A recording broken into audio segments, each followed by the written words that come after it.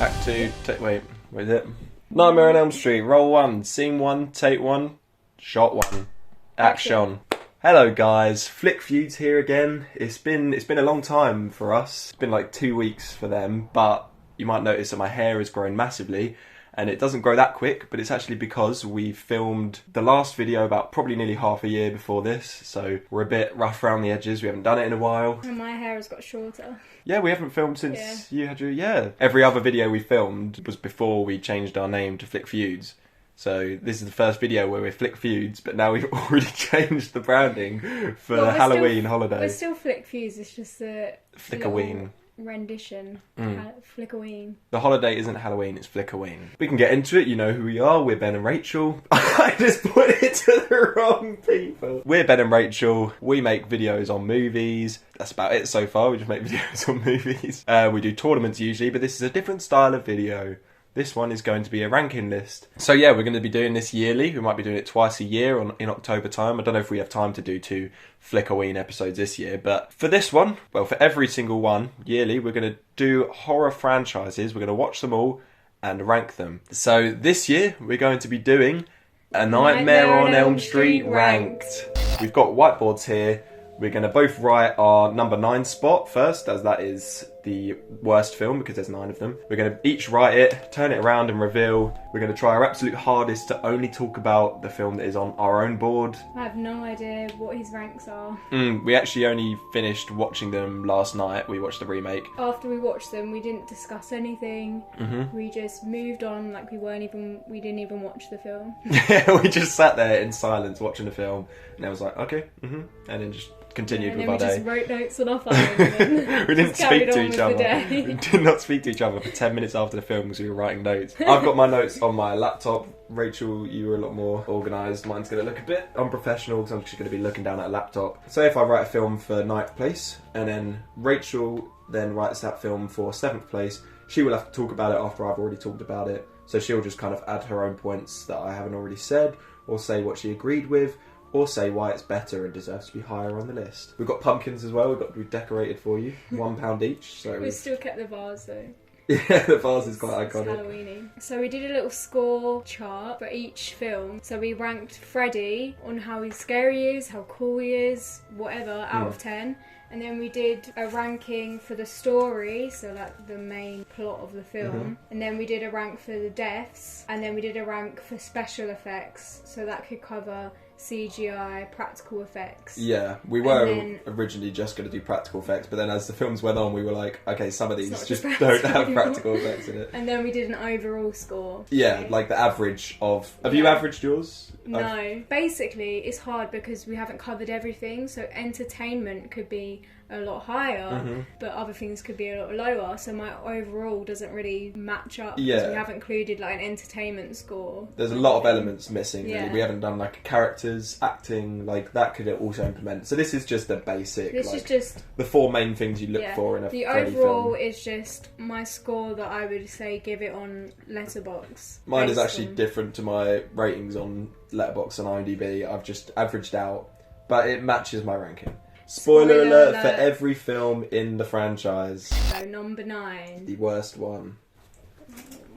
You don't know what yours is. Once we reveal them, we're going to read them out just in case you can't read my handwriting because I've never been able to write. 3, 2, 1. I've gone with Freddy's Dead.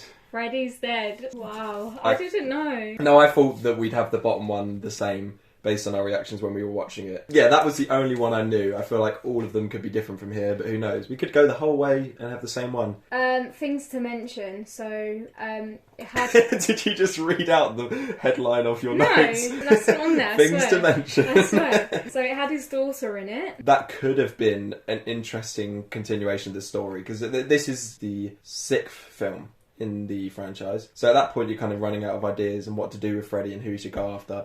So they kind of brought his daughter into it. He's never mentioned having a daughter or a kid, but it's just very weird and it doesn't work with the tone of the film. Having the daughter of someone who killed a bunch of kids and then like gaslit her and killed her mum as well. And then the film's just really goofy and he says a bunch of one-liners to her. Yeah. Like it doesn't also, work. I didn't really understand because at the beginning I feel like it's saying that he had a son and then it just changed and was like, oh no, no, that's not his son. He actually has a daughter. And you're like, oh, surely the son would know if he's the son.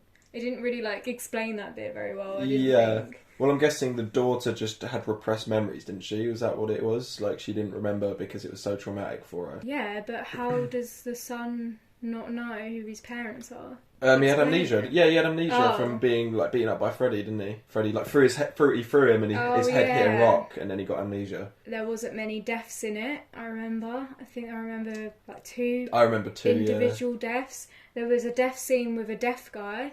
a death scene with a deaf guy, which was probably the better deaths. He has a hearing aid, and then he drops a bunch of needles from up high. Like, I think it's supposed to be, you know, like you can hear a pin drop. Which I kind of play liked. On that. Yeah. So he drops one, and it doesn't hit the floor. And then he drops like a ton of them, and because his hearing is so like sensitive, I guess, so he just hears them all, and then they all just like bang on the floor.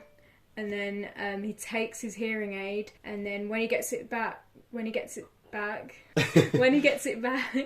it goes into his ear and it turns into like a little creature. Yeah, a little spider thing. Cool. I think he explodes at one point. He scratches on a chalkboard with his fingernails. I don't know if he explodes or something, but all I remember is the two deaths that I can remember, the actual impact of death wasn't really that like big. It was just like the torture and stuff was interesting, and then they would just like die. And it wasn't like crazy. And the other one I remember is the guy who plays the cat owner in Garfield. Anyway, he's having like a trip, and then it goes into like him being in a video game. Oh yeah. And Freddy's like playing the video game. But I just didn't like that bit. I thought it was a cool concept, but it wasn't done very well. And there's even a bit where Freddy's like, oh, the graphics are so good, and then just not. It's 8-bit, yeah. I mean, don't like make a comment that it's good if it's not. Yeah. All of them have like abusive parents. That's the whole point in it. So obviously the girl, her abusive parent is Freddy, and he's deaf because his mum used to beat him up, like punch his ear or something, and it made him go deaf. And the gamer guy, I remember he's in the game and he's beating up his dad in the game. And he's like, I don't want to be like you, I don't want to be like you. And it's like, they're just including trauma and abuse for like no reason. It doesn't really come to anything. Like, there's no reason to have any of that in there aside from, I don't know. I literally don't know why they had that in there. I guess because it led to the... Freddy was like playing them and using that to scare them, because Freddy like uses fear, doesn't he? But I don't know why they couldn't have different fears. I remember a lot of bad CGI. Oh yeah. And it seemed like it was, I don't know if it was, but it seemed like it was trying to be like 3D effects. Yeah, I think that must have been like the early days of 3D, yeah. A good thing was that it featured Johnny Depp. Oh yeah. Johnny Depp got featured in the worst one. Well, aside from the original and the original one, he was also in that one. I'd seen all these films beforehand, hadn't seen them in years aside from the original, so I couldn't remember much at all. But I saw in the credits beforehand, I saw Johnny Depp was playing Man on TV. Then there was a different bit where it came up with a bunch of dead souls or something that were in the TV trying to get out or something. And I was like, oh, Johnny Depp must have been one of them. That's quite cool. Just like have him as one of the dead souls because he was killed in the first film. And then it cuts to like a scene later and he's just on the TV doing like a cooking show. And I'm like, that doesn't make sense. And I was just like sitting there trying to get through this film, and Ben was rewinding it to try and find the Johnny Depp feature. And I was like, can you sort of like, don't make it even longer, this film. I just want to get through it, and you're just skipping it back more.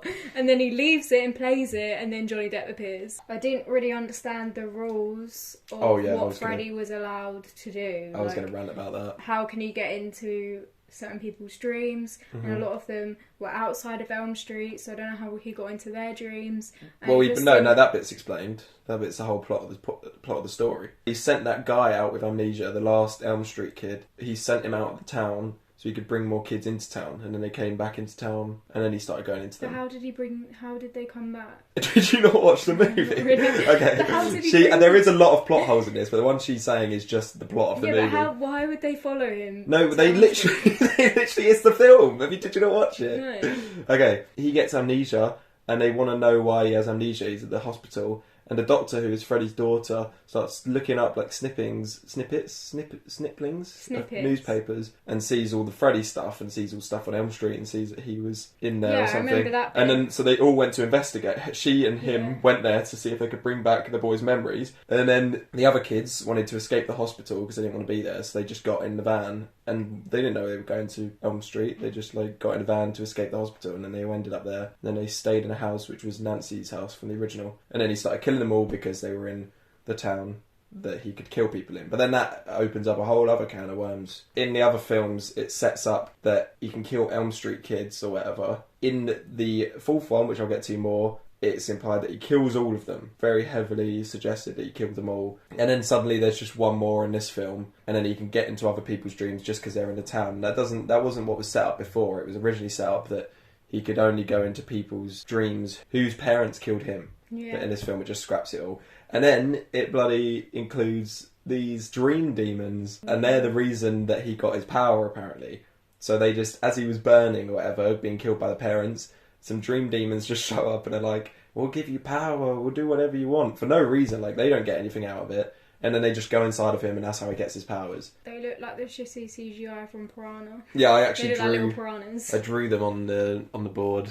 They were ghosts. They look kind of like that. Yeah, I didn't like any of the like whole setup of the movie, including the rules, because they didn't even bother to explain how Freddy returns in this film. In every film, they try to, even if it's a bit of a silly explanation. But in this one, he's just back. Yeah. He's also just a joke. In this film, his one-liners are so bad. He has some great one-liners, some cheesy ones in the other films, but in this, I've written down one. The girl's beating him up with kung fu, and then he says, "Kung fu this, bitch." I can't remember what happens after, but I just wrote that one line down. The backstory could have been good. I like the idea that they showed his backstory. It's the first time we see Robert Englund outside of his makeup in the flashback of him, and he's got a wife and kids, and it makes it so much weirder. But it's like, I wish they dove deeper into that, because there's a bit where the wife comes out and she's found all the bodies he's killed, and she comes out and she's like, I won't tell anyone. And that could have been good, but then it just like doesn't deal with it anymore. That's just it, and then he kills her. Final fight is really shit. The choreography was really slow. I remember like she does a little spin on the floor and she kicks his leg and he just falls over. The only thing I liked about it was the opening scene was pretty good with the Wizard of Oz reference. Oh yeah. When his house goes up and starts flying, and then Freddy comes out the window on a broom. That's about it. Why did we think that was really weird? Because we just watched the new Marvel thing, Werewolf by Night, where they were singing. They had another Wizard of Oz reference, and we watched two things in a row that had Wizard of Oz references. Yeah. A 90-year-old movie. I've written two more things. I've just wrote the effects look like Scooby-Doo, not the character Scooby-Doo, like the live-action Scooby-Doo films, and the way they tried to kill him at the end was exactly the same as they do in the first, where they're like, they rip a bit of his sweater off or something, and they're like, oh, we can bring stuff out from our dreams, we can take Freddy out, but like, it didn't work in the original, so it's not going to work now, so why would they do it again? Like, obviously the characters don't know it didn't work in the original, but the writers knew, so that was stupid. Anyway, I'm ready to do my ratings. Okay, story, I gave a 2 out of 10. Yeah, story, I also gave a 2 out of 10. Deaths, I gave a 2 out of 10. Kills or deaths, I gave a 2 out of 10. Special effects, 3 out of 10. Oh, that's nice. I gave special effects a 1. I don't think anything looked good in this. What's next? The only other one left, Freddy. Oh, and there's an overall. Yeah, we're going to go overall, then Freddy. Yeah, we are. A 4 out of 10 for Freddy. Okay, I went 1 out of 10 for Freddy. I thought this was definitely the worst Freddy out of all of them. He is literally just a joke. And he's not scary at all. I feel like it should be lower, but maybe it was being nice. You feel like it should be... You could change it now if you Maybe want. because Freddy's dead. For me, I thought Freddy was the easiest thing to rate, because like he's the main appeal. Well, him and the kills are the main appeal for me. And he's different in most of them. He's always Robert Englund, just to clarify, except for in the remake. And overall score... I gave a 3 out of 10. That's pretty good. Mine averages out to a 1.5, which rounds up to a 2, so 2 out of 10. I thought I was being harsh. No. That's the word. It's quite far behind all the rest. Next, coming in at number 8. Number 8. 3, 2, 1. I've gone with the Nightmare on Elm Street remake. I've gone with the Nightmare on Elm Street remake. Oh, we got the same one twice in a row. Oh my God, no way! Imagine if we literally get the same. It could happen. I'm hoping it does. That'd be so weird, because literally everything we usually rate were always different. Yeah. So I couldn't imagine a ranking of 9 films all being the same. Yeah, she's a lot more lenient with remakes than I am. I usually despise pretty much any, unless they try something really different or have a good director behind them. But you're a lot nicer to them. But in this one, a lot of it is copying. Like, all the kills are pretty much the same, just worse, I think. They do the woman flying around the room thing, but it doesn't make sense because we don't see what Freddy's doing to her in a dream. She's just flying. Some of them aren't even the same. They're the same setting. So the guy in prison, the character in the original, goes to prison. In the original, he gets hung by a rope to look like he commits suicide. But in this one, he just gets stabbed, and his cellmate sees him, like, get stabbed by an invisible thing. It doesn't make any sense. They copy the bit where her friend is in a bag and dragged on the hallway. Yep. And like calls her out to follow her. I did not like all the copy stuff, as we say, but I actually liked some of the changes they made. I think that Freddy's backstory in this makes a bit more sense than the original.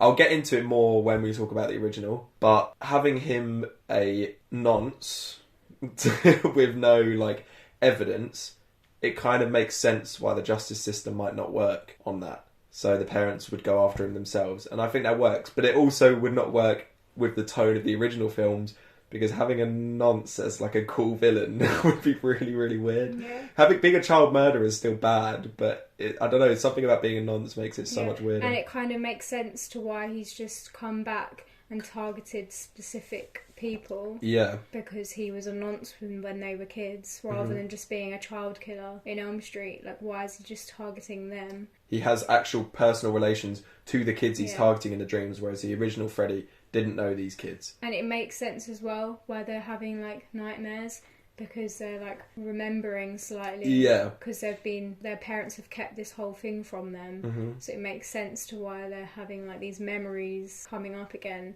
Whereas like in the original, they just start having nightmares. Yeah, like out of nowhere, a random point. Yeah. It sounds like we're shitting on the original. But, like, wouldn't everyone know who he is if he was a serial killer back in the day? Surely, like, that would be world news. That is where my positives end. By the way, that is literally all I've got. I've got a few. Okay. I really liked the ending scene. I didn't really like it, but it was like better than the rest of it.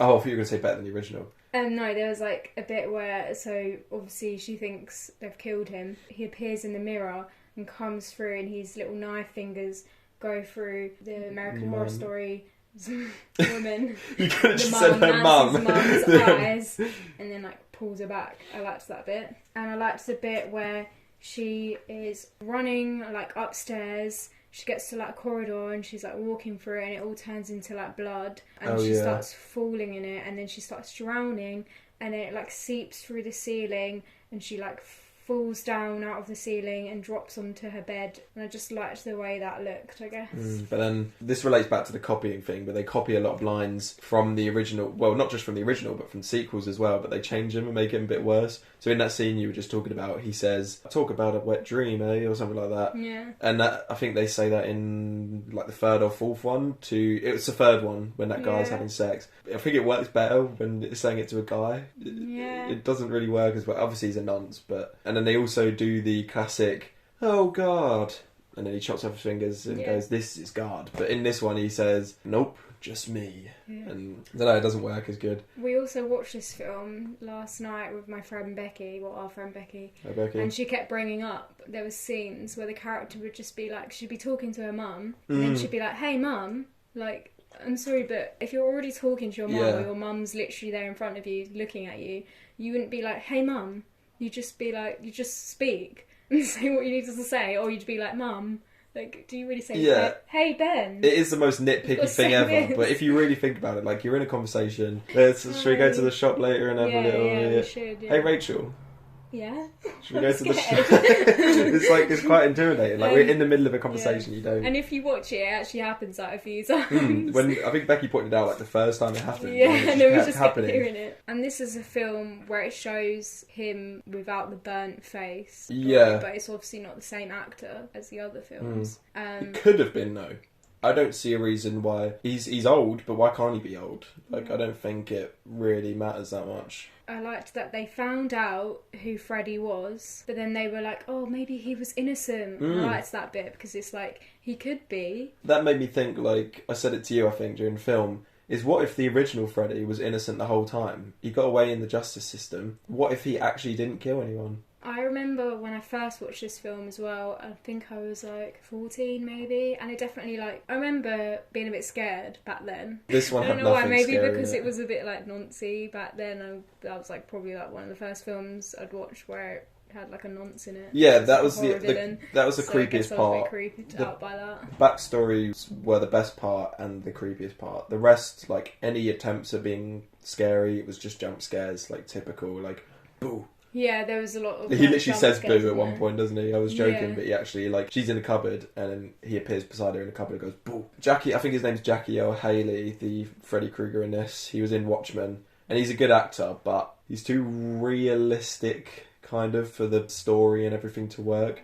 And the makeup as well. They've literally tried to make it look like he was genuinely burnt. Like they probably based it off real burn victims. Whereas in the original, it's more cartoonish. But in this one, it's just like he's burnt and he just has an actual burnt face. And I don't think that works. But I think I don't know. The makeup looked like it was well done makeup, but the Yeah. actual idea behind the makeup of making it look too real, I don't think that worked. I feel like they did put a bit of CGI over his makeup, which, I mean, I don't know what it would look like without it, but it might have looked better without it.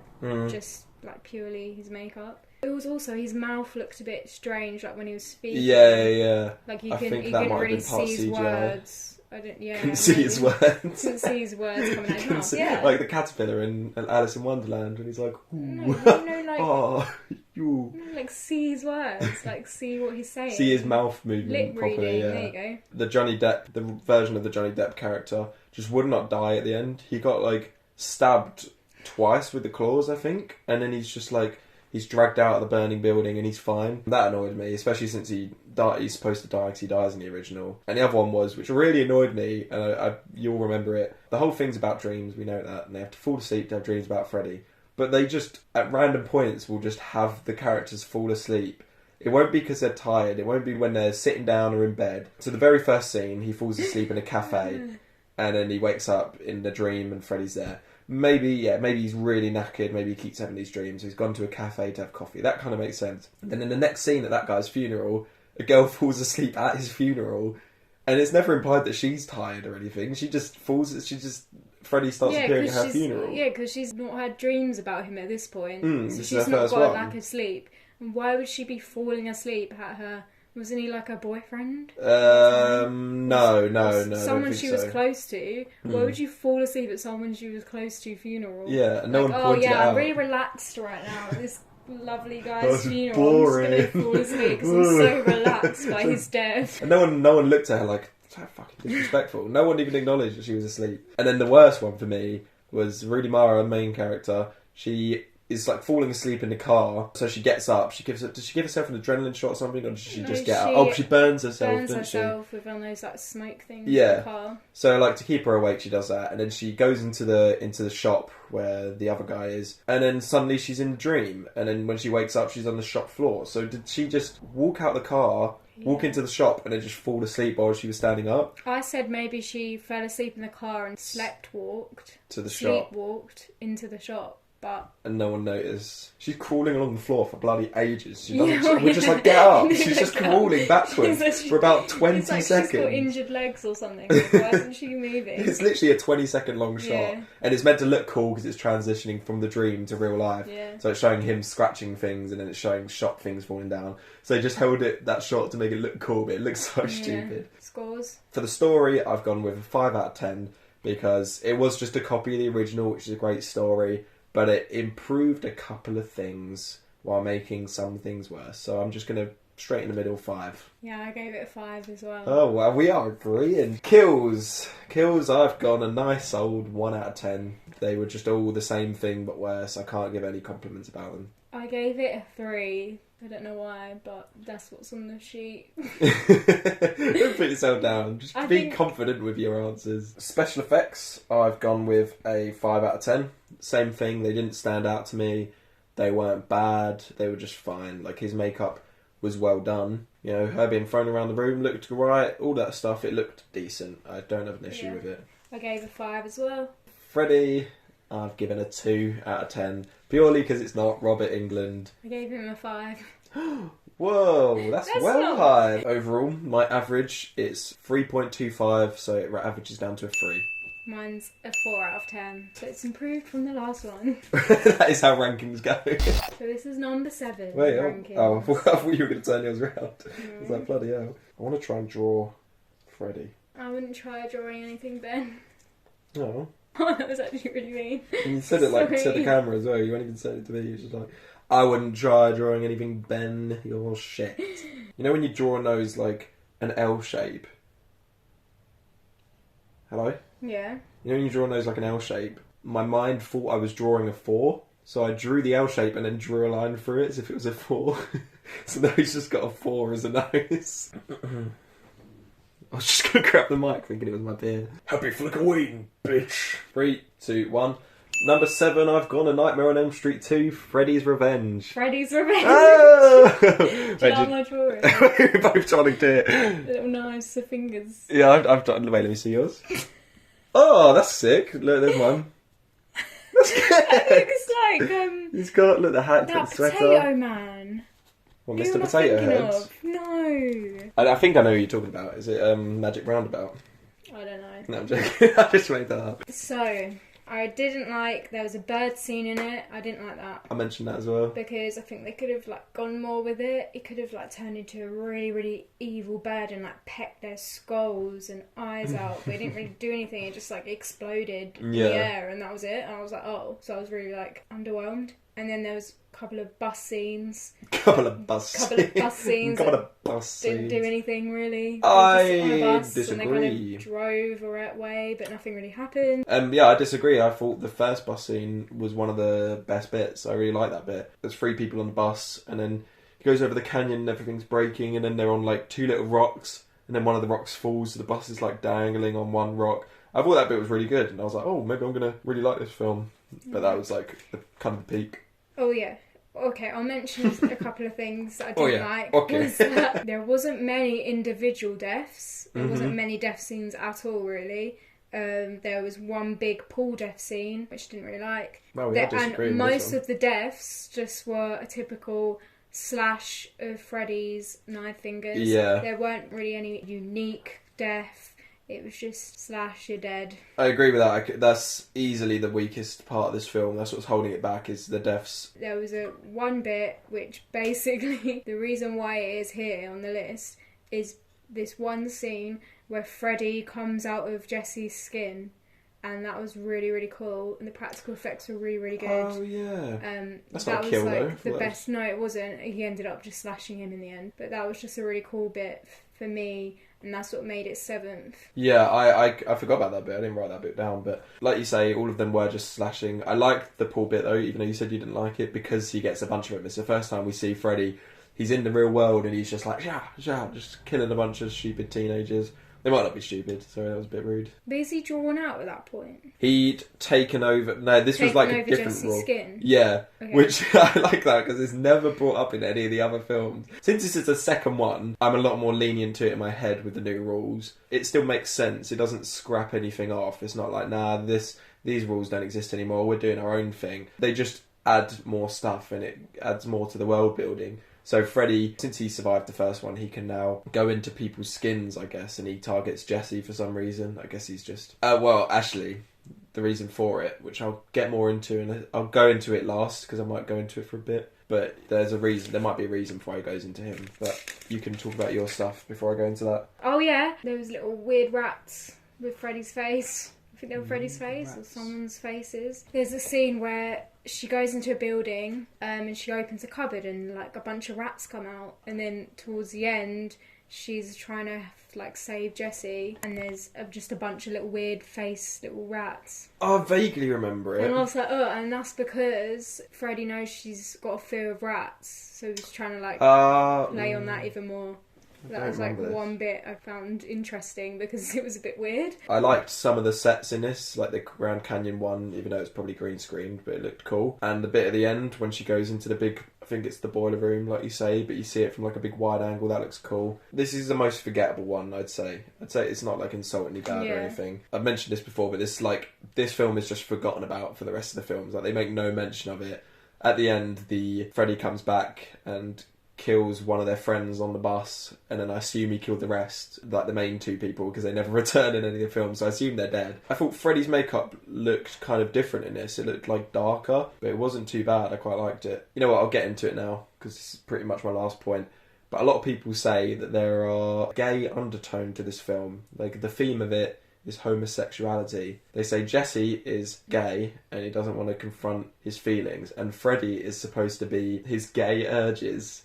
So he's fighting off Freddy, he's fighting off his gay urges. There's a lot more to it. There's reviews on it. I didn't notice it when I watched the film, but now, like, as I was writing my notes, I was kind of realising some things make sense. At the end, she, like, kisses and Jesse, or Jess, I think his name is, to get Freddy out of him. So it's almost like she's trying to, like, seduce him to make him turn straight. Because then Freddy goes away because she's like, I love you, Jesse, I love you. So for the story, I've gone with a 3 out of 10 because it attempted some things. It wasn't just a sequel that copied the original. It tried some new things, but not all of them worked. I gave a 4 out of 10. The kills, I've gone 3 out of 10. I think that might be a bit too nice, maybe, but I did like the pool bit. I liked, for the first time, seeing Freddy come out and slash a bunch of people. That was interesting. I gave a 3 out of 10. Special effects, I gave a 5 out of 10 because I can't remember them being good and I can't remember them being bad. I gave a 6 out of 10.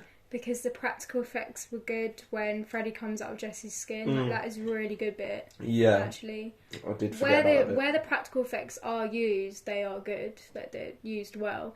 Like the weird little rats as well. So I gave a 6, but like there could have been a lot more. Yeah. And then Freddy, I've given a 5 out of 10 because I don't remember him being like too silly or like not scary at all, but I also don't remember him being the other way around. 5 out of 10 is just like, I don't really remember them being noticeably bad or noticeably good. I liked his makeup though. I gave him a 6, but I feel like I should give him a 5. It was hard to tell because it was quite dark when we did see him sometimes. I like the fact that he represented gay urges.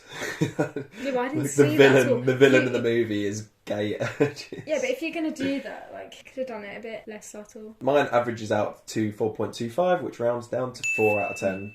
I've not averaged mine. Yeah, you didn't have to. Mine's a 5 out of 10. Alright, on to number 6. I'm going to keep my drawing of Freddy there because I quite like it. Can't believe I still got the same. I think this is where things are going to change. I kind of knew when we were watching Nightmare on Elm Street 2, Rachel kept asking like how long's left, and that's always a sign that she's not enjoying it. We're past the ones I don't like. Well, this is my last one I don't like. Even if we agree, you like it and I don't. That's going to be interesting. Ooh. The only 2 I had watched was the original and the remake.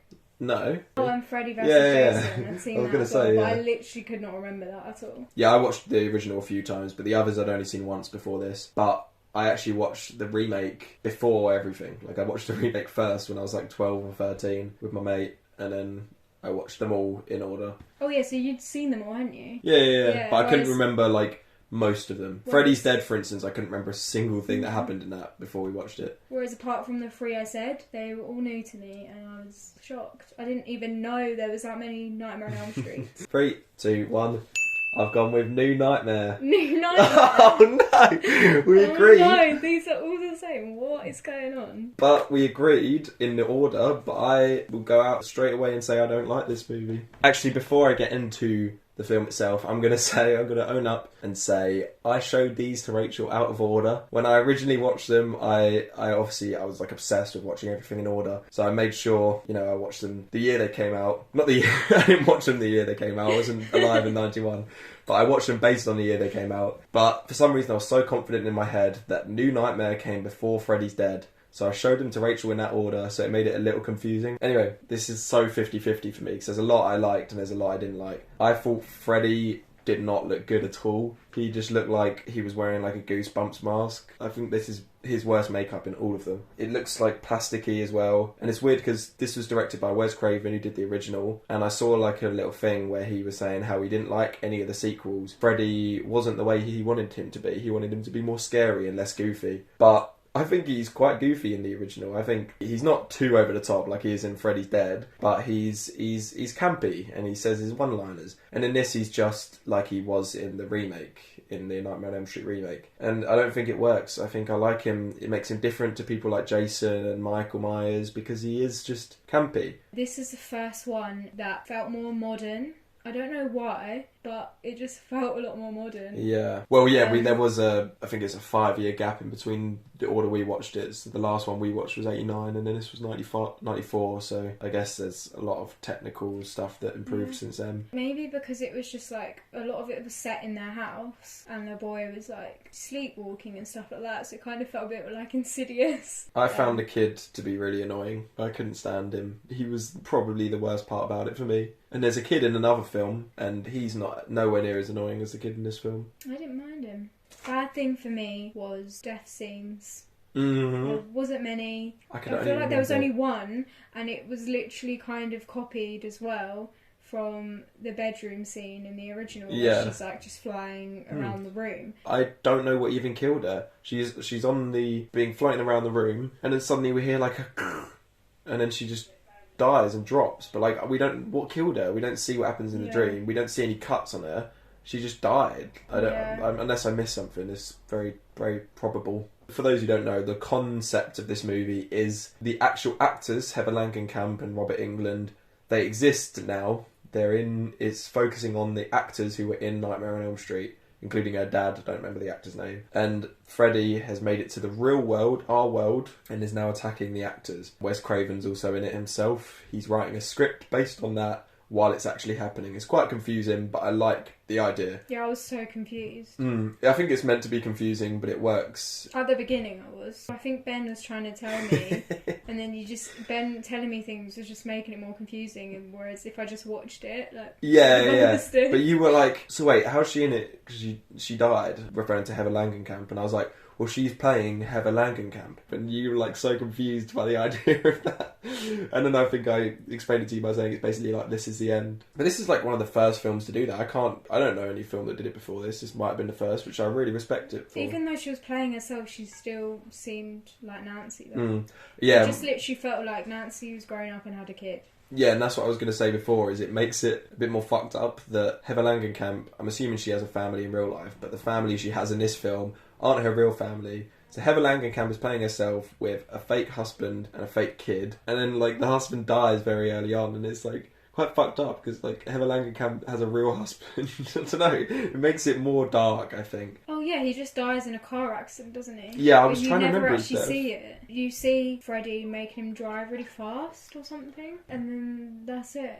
Yeah, I couldn't remember that. You don't actually see like the crash, him dying. Yeah, and then when she goes to the morgue to like see his body to confirm it, and she just sees like a slash on his chest. Yeah. So, no, I remember he's in the car and we see a CGI hand coming through the seat and it's going towards his like crotch or something. I'm sorry, but you would question a bit like if someone was in a car crash and you just saw like scratches on them.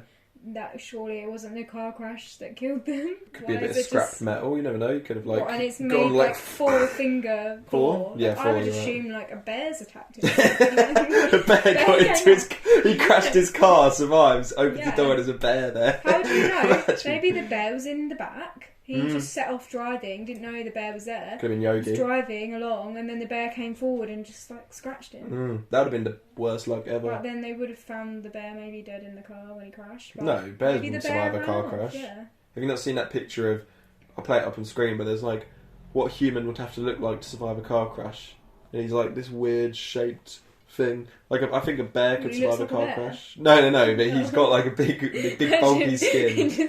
The picture is just a bear. Well, yeah, what a human would have to look like. Bear. Anyway, that's not in any of our notes, by the way. None of this is in our notes. I like that we've gone... Well, you've written bear. I've just written bear. All bear and no bear makes bear a bad bear. Freddy. I liked the ending where Freddy is trying to eat the boy. And there's like one bit of practical effects where he's like reaching out to eat him. He's like, oh yeah, I thought that looked so funny. I wrote this down, but I don't know whether I wrote it as a positive or a negative, but the nurses were really like evil for no reason.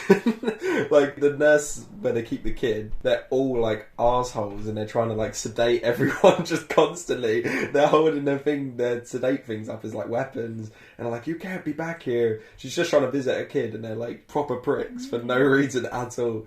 I found that funny. That's the most positive thing I can see in this list. The story attempts to try something different and I really do respect that. because it led into Wes Craven a couple of years later went on to Scream. This was like the precursor to Scream, wasn't it? The meta commentary and stuff, and having people kind of almost realise they're in a film or whatever. And Scream, I love Scream. Scream does it 100 times better. So this is like the blueprints almost for that film. It was a funny part.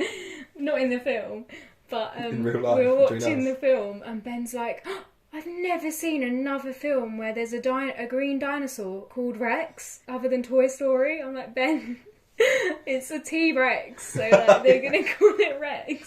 For context, he had a toy T-Rex called Rex. I was like, what a weird coincidence. A Toy Story is called... The Toy Story... the T-Rex in Toy Story is called Rex, and that came after this, a year after. He didn't say T-Rex, he said dinosaur. Yeah. And I was like, what a weird coincidence. And she was like, it's because it's a T-Rex, they called it Rex. It's literally the most logical name. I thought it was cute, the little dinosaur was helping him. Yeah, you're a bit softy. But I would have wanted to see that, like a giant dinosaur or something. That would have been sick. In the dream, like, because obviously it actually works. In the context of the film, he uses the dinosaur to protect him, and it seems to work. So we should have had like a scene of Freddy trying to fight off this dinosaur. I guess the CGI in every other scene looks shit, so it wouldn't have looked good in that scene. It would have been cool, like, so there's a scene where he's like running across a like road and there's all these cars coming. So you're really scared that he's going to get hit by a car or Freddy's going to get him. Imagine if like a giant T-Rex just appears from the other side and like picks him up. This was after Jurassic Park as well, so like they had the technology. The only other thing I have is, even though I didn't like it about other films, but in this one I didn't like that they went the opposite route. There's no like twist at the end or anything, and it looks like basically they're zooming out of the main character and her kid, Heather Langenkamp, and it's like playing creepy music, and you think something's going to happen, and they could do something unique with the twist because it's a meta thing, like it's a real life thing, and it zooms out and it keeps zooming out. And it just cuts to black and ends, and I'm like, oh, I was a bit disappointed. I thought something cool was going to happen. Scores! For story, I've gone 7 out of 10, because it really attempts to try something different, but it doesn't go as far as I would have liked. Okay, you get 7 as well. Oh!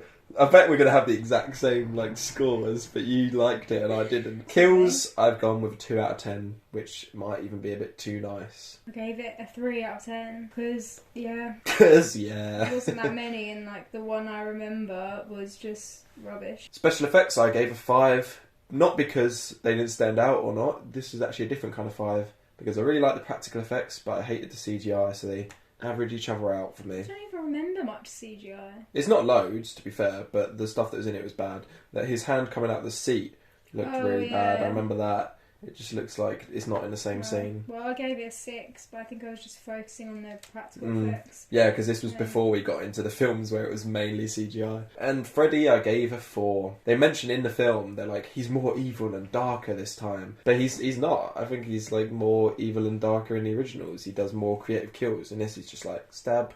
It's a lot nicer. He doesn't torture them. Freddy, I don't know what film I was watching, but I gave it 6.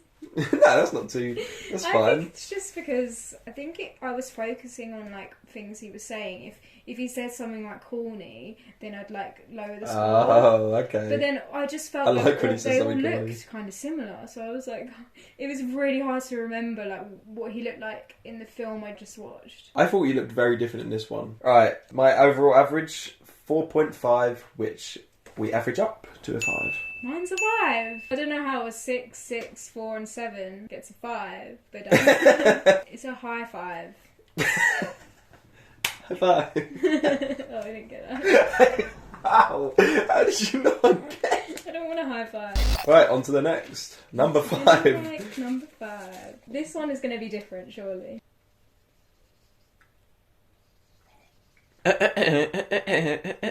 Three, 2, 1. Number 5, I've gone The Dream Child. Dream Master! Oh, we were different. Do you like my little... They're dreaming, and what's in the dream? A little bug. Oh, I've drawn a picture of baby Freddy. just there, which we'll get to. Okay, so just have to decide who goes first because we've gone on different films. Oh, yeah. So I'm just going to avoid talking about her film. She's going to avoid talking about mine because we can get to it and add our own points whenever we talk about those films ourselves. Okay, so this is the film where there is a bug in a box. From our death scenes video, if you haven't watched that, go and watch it. This is where the bug in a box comes from. So that scene was great. Practical effects were amazing because at the beginning she sees a bug and she's like, ugh, and she like kills it. So then later on she turns into a bug. It was very, very imaginative and creative. So good. I think her name's Alice. She pulls other people into her dreams. So while she's dreaming, she doesn't mean to, but she dreams and then she dreams about them in her dream. So then they end up getting discovered by Freddy. Freddy ends up going into her dreams and killing them. So it's all Alice's fault. Alice is actually the real killer in this, not Freddy. But then, weirdly, when they die, she ends up getting their skills. So as I was mentioning before, she ends up getting karate skills because a boy who dies, Her brother was good at karate. One of the girls has her life sucked out of her. She's just in a classroom and then Freddy just sucks her life out of her and it looks really cool. Yeah. I think it's Alice. She's in the cinema and she gets pulled into the cinema, Yes, Alice. into the screen. And I thought that was really cool. And then another bit that I really liked, there was a bunch of souls coming out of his body at the end, like an absorber laugh. Like Doctor Who. Yeah, all his faces come out and it's all the faces of the souls of the people that he's trapped and killed. The practical effects there looked really good. Basically, the practical effects in this were really, really good. But the story for me I couldn't get into it. I don't know why, but it wasn't as good as the others. Interesting. Above. But The Dream Child, this is the first one where I actually like it quite a bit from here on out. There's a big gap in between New Nightmare and this one for me. The biggest problem with this one is the inconsistencies in the rules for the film. This is the first one where it kind of messes up the continuity a little bit. So in her one, she mentioned that she can bring people into her dreams and that's how Freddy discovers them. That's actually how Alice was also discovered because someone else brought her into her dream, blah, blah, blah. So that's the only way Freddy can find people is by bringing them into his dreams. But in this one, Alice is also in it. She continues on. And she doesn't bring anyone into her dreams. She conjures up Freddy because she has a baby. And Freddy latches onto the baby like Jacob in Twilight and brings himself back to life. Although the excuse they give, I thought I was going to hate this film because the excuse they give at the beginning for Freddy being back is she just says, I don't know, he must have dreamt himself up. And I was like, come on, give us a reason. But then they kind of did. Through the baby. Then it all makes sense there. But then he just starts going into other people's dreams anyway after he's come back to life. But he can't go into other people's dreams. He's supposed to only go into people who Alice brings into her dreams or people who are Elm Street kids. But he's just going into Alice's friends now for no reason and just killing them. Yeah, that bit annoyed me, but it worked because when he did it, all the kills were so good. I think the kills are great in this. The whole Greta storyline, I think you agree, is really good.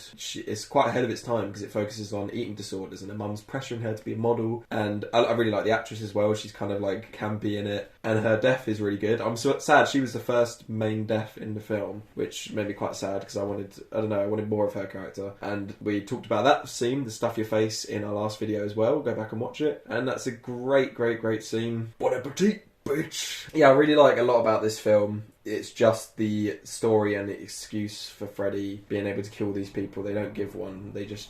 Unless I'm missing something, if someone can explain why he can now go into other people's dreams aside from Alice's, then someone in the comments can explain, but I didn't get that. There was some interesting attempts at stuff that didn't work out perfectly just because of the lack of technology. There's a bit where she's in the cafe, Alice works at a cafe, and then there's a big green screen appears behind her after she walks, and it's like hell, and she starts getting sucked into it, and she holds onto the bar. And it was really cool, the way they did it, but when she's walking forward, I'm like, why does it look like there's a green screen behind her? And then it cuts to hell, and it looks a bit silly, but it was good. Then there's the comic book bit, which I did like. It's a bit silly. Freddy turns into a comic book version of himself, Super Freddy, I think he calls him or something. And then he starts slashing up a comic version of the other guy. And then there's also the final bit with the kid and Alice. Can't remember the kid's name. Jacob. Oh my god, it's Jacob!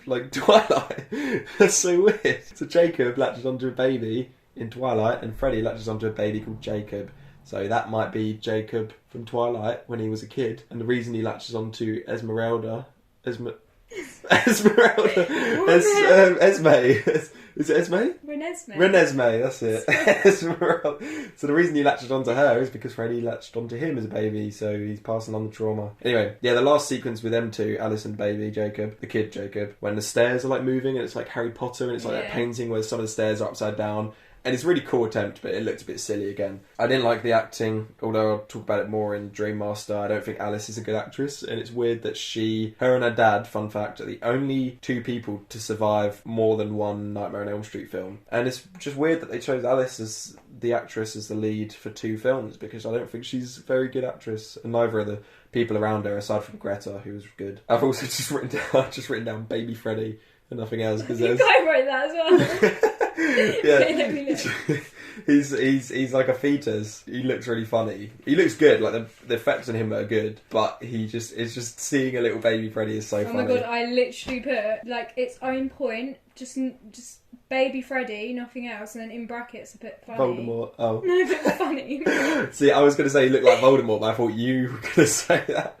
He looked like Voldemort in Deathly Hallows Part 2 when he's like in the station. We'll get more into Amanda Kruger when we talk about Dream Warriors, or when one of us talks about Dream Warriors. But she's in this film quite a bit, his mum, Freddy Krueger's mum, and I thought her storyline was a bit confusing, like why she's here to help in this film but she wasn't in the other films. And then this film is like the only one that doesn't really end on a cliffhanger, I don't think, or the only one at that point, because the mum kind of sucks Freddy in to her, which is a bit weird, and then he like pushes his glove hand through her. It's a bit confusing. We don't know if he's dead or not, and it's not the most satisfying ending. He kind of seems alive still, but they act as if he's dead and there's no cliffhanger. So I kind of think they were treating this as the ending to that trilogy, but it wasn't the most satisfying one to me. I didn't actually write any bad points down, even though it's like 5th. Yeah, I was going to say. I think it's the main thing was I just didn't love it. I was watching it and it just didn't connect with me. Maybe it was the characters. I don't know. I loved the scenes. I just couldn't get into like the drama. Should we go into scores? Yeah. So for the story, I gave a 6 out of 10, which is actually pretty high considering I just said I didn't like it. Yeah. Deaths, kills, I gave a 7 out of 10. Crazy. Special effects, I gave a 9 out of 10. A very high 9. High 9. And then in brackets, put very, very good. Very, very good. I didn't do 9, I just did 5. Freddy, I gave a 7 out of 10. Did you know? A 7 out of 10, a 7 out of 10, a 6 out of 10, and a 9 out of 10 averages out to a 6 out of 10. Just does, you know? 9, 7, 7, 6. You are so contradictory in these videos. You gave it perfect scores all round. Overall, 6 out of 10. 9, 7, 7, 6. 6 out of 10. The lowest score brings it all the way down. I just picked the lowest one and that's the score. That's a good way to do it. Then a lot of them would have been 1. Yeah, they would have all been 1. I don't think I gave a 1 for anything, did I? Oh, I gave a bunch of 1s for Freddy's Dead. I think my lowest was maybe a 2. 6 out of 10. For me, the Dream Child story, I'm going to give a 6 out of 10. Because that was definitely the weakest aspect for me. It annoyed me, all the rules and stuff that they changed. And then kills, I've gone with a 7. Because there was one amazing one, and then the rest were decent. Special effects, I've given a 7 out of 10, which seems a bit low, because I'm sure it was just as good as the other ones. Oh, I think there was like a bit where Alice is becoming one with Freddy. She's merging with him before the child turns into Freddy, and that looks funny. He has like Freddy makeup on, he's like baby Freddy now. And yeah, I think because it was a bit more goofy, I think I gave it a 7. And then Freddy, I've given a 9 out of 10. I think he was really good in this. I think he was quite intimidating. So that averages out to a 7.25, which rounds down to a 7 out of 10. And before we get on to the next one, Wii time. Number 4. Wow, we're in the top 4. So we're more than halfway, right? Yeah, way more. Definitely not. Definitely 0.5 more. 9 films. So 4.5 would be halfway. And we're in 4. I'm really smart. I know maths. 3, 2, 1. I've got the Dream Master. Dream Child. Yeah, I literally knew that would be it. I knew we'd just swap the next two. Because these two are quite similar in a lot of ways. I'll go first for Dream Master. I'll just kind of... Rachel obviously said a lot of points about that one already. I said a lot of points about that one already. I did really like the story, which is different to Rachel. She didn't like the story. But I think the biggest problem is it starts off really weak. We get introduced to the characters, the survivors of the third one, although Patricia Arquette is no longer in it. They changed their actress, but it's the same character. We're introduced to their friends, Alice, who doesn't seem like the main character at first. Seems like they're going to continue having the Dream Warriors as the main characters. And then all of a sudden they pull an alien free and they just kill all the surviving characters from the previous films. They just kill them off, and they don't even do it in very good ways. I think the only kill that was interesting to me out of those three was the waterbed one, when the mute kid, he's like watching porn or something. No, he's looking at a poster of like a model, and then she's swimming. He looks down at his bed and it's a waterbed and it's see-through and it leads into the ocean or whatever, and a woman's swimming in it. And then when we see him later, he's dead and his mum finds him inside the waterbed. But it's not a normal death. He's inside a bed that is like an ocean, and the mum doesn't question like, how is his bed turned into a waterbed? How did he get inside it with no holes or anything in it? How did he get inside it without it leaking? My son hasn't just committed suicide. Something strange is going on here. But now they're just like, no, they killed themselves. But obviously before they die, the main character, Patricia Arquette's replacement, brings Alice into her dreams so that Freddy can continue tormenting people, since they were supposed to be the last of the Elm Street kids, weren't they? Patricia Arquette and the other two. So I like the continuation of it. It makes sense. Even after all the Elm Street kids have died, he can still go into people's dreams. But that's why they call her the Dream Master, because she gets her powers, like you say. That's why it's called the Dream Master. It's quite good. She gets her brother's kung fu, and she gets the bug-in-a-box girl's strength, because she has one scene where she's weightlifting. Although Rachel said it in hers, and we both said it in the last video, the bug-in-a-box scene is so good. Like, it's perfect.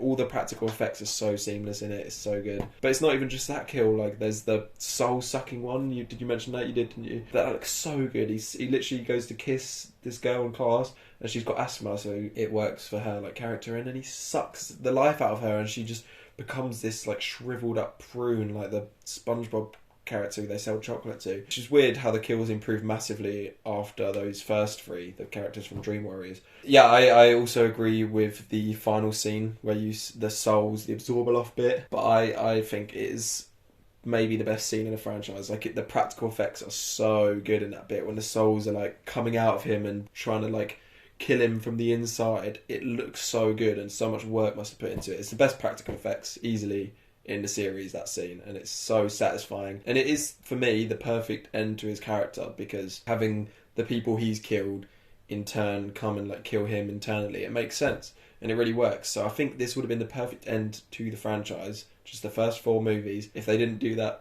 fountain cliffhanger at the end where she like throws a penny in the fountain, and I think her boyfriend or her dad's reflection, someone's reflection is Freddy. And I'm just like, come on, you could have had the perfect ending there. And then we know how the franchise went from here on out. It just went a bit to shit after that. That's all I have to say. You can go into Dream Child. Basically, these were the 2 hardest to decide which one came where, Dream Child and Dream Master. I was like, which one? I just overall went with like how much fun I had watching the movie, so that's why Dream Child is above Dream Master for me. One death you forgot to mention was there was a really cool death.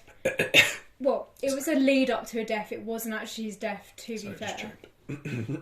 So he's on a motorbike, and then there's a really cool like practical effects bit where all the wires from his motorbike are going into him, and then he like turns a bit skeletal. The motorbike becomes Freddy, doesn't it? It looks like he's talking through the radio or something. Yeah, and he's making him like speed up, and then I think it just ends with him either dying from being electrocuted or he crashes. I think that is crashes, right? And there's a fire. Yeah.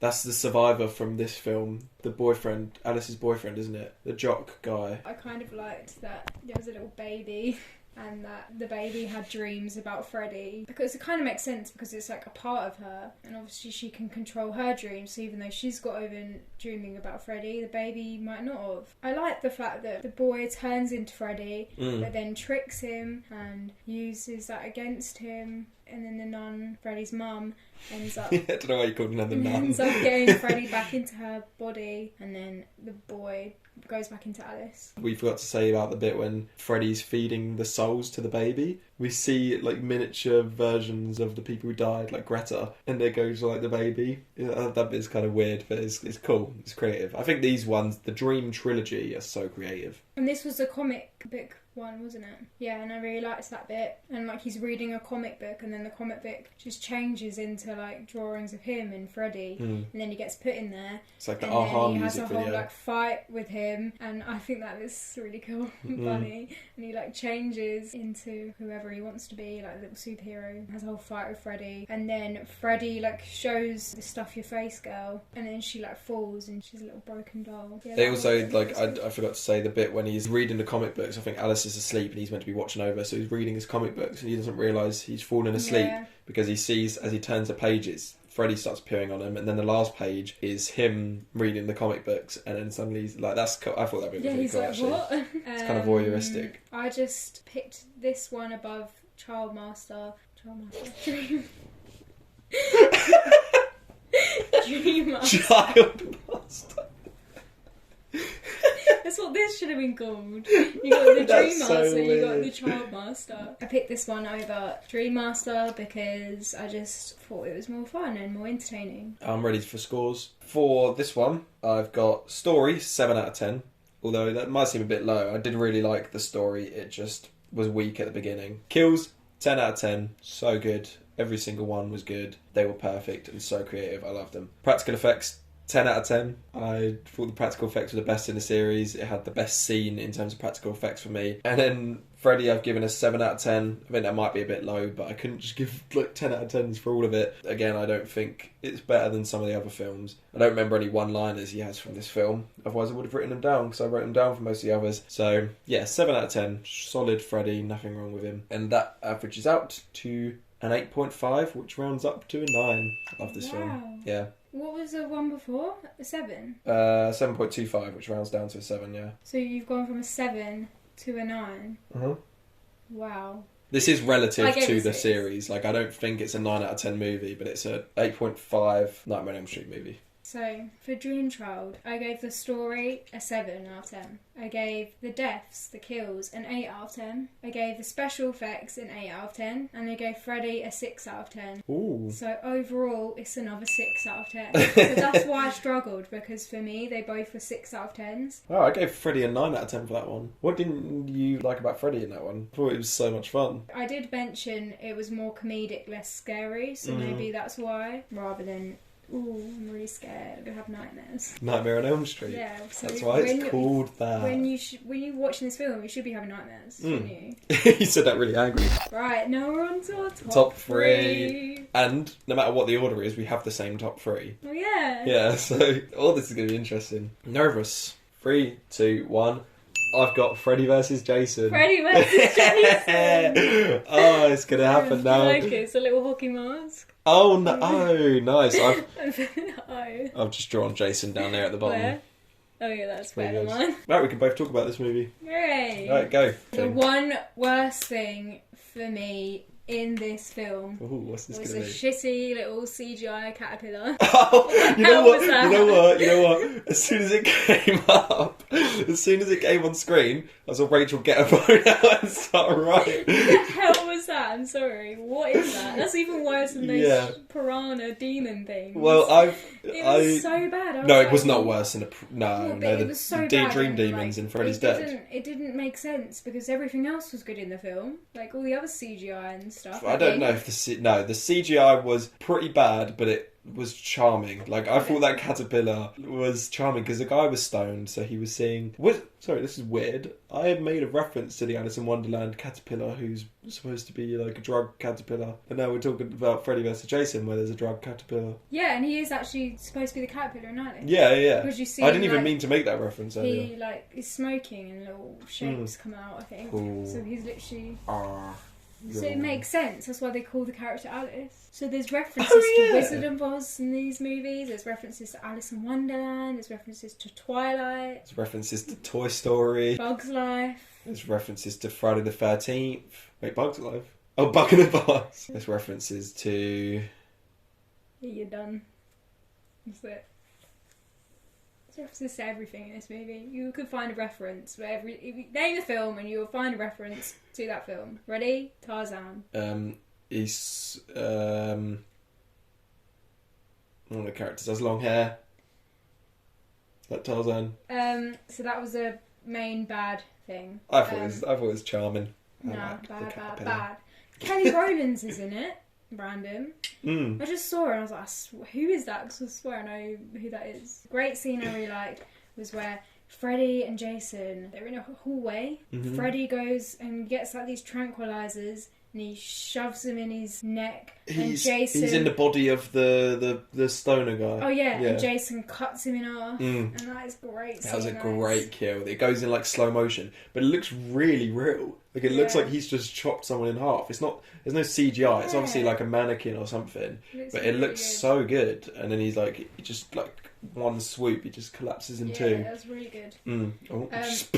There was this. I don't know if you remember it, but there was like this really. We only watched it yesterday. Cool lighting bit. It went green. There was like it was like green lighting, and then it went to like red lighting. The cinematography through the whole film was actually really, really good. I think it's because it was from a Hong Kong director, which I think really elevated it because it made it so goofy and campy, and some of the silly bits, like the caterpillar CGI, I kind of forgive because it looks really like silly, but it's just so charming, and I think that helped it a lot. If it was just directed by Michael Bay or someone else who directs some of these horror remakes, I don't know any of their names. If it was just a bland American dude, it would have been so boring. But he just knew to be wacky with it, and it made it so good. Really good bit where she's running and the floor like starts piling up behind her, rolling towards her, so she's running away from it, and then she gets like tripped in it, like stuck in it. I was like, oh. Yeah, it looks like it like snaps her foot. It doesn't, but like it feels. I'm trying to think of what. Like, there's a film that reminds me of, but I can't remember what. Alice in Wonderland, Bridge on the River Kwai, Terminator 3, Monster House. Yeah, the stairs like roll and then they get them. Yeah, Monster House, there you go. So it has references to Monster House.